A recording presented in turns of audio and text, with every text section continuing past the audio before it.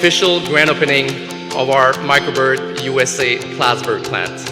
And I can tell you, on behalf of the dealers that are here, and there's a lot of them, we could not be more excited with what you guys have put together here today in Plattsburgh. We joined together to mark a truly historic milestone for our companies and for the Empire State. It's amazing to be here today. This is more than 11 years in the making to be here today. Now, almost seamlessly, our new partners at Microbird are guaranteeing that our skilled workforce will continue to produce top quality buses, though of a different kind, and that the wheels on buses made in Plattsburgh will continue to go round and round for decades to come. Function of the entire business community here in the state of Minnesota.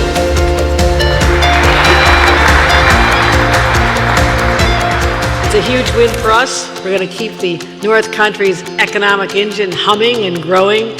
And again, thank you for inviting me today, because I could not be happier to be any place in the whole state but right here, right now. So thank you very much, everyone.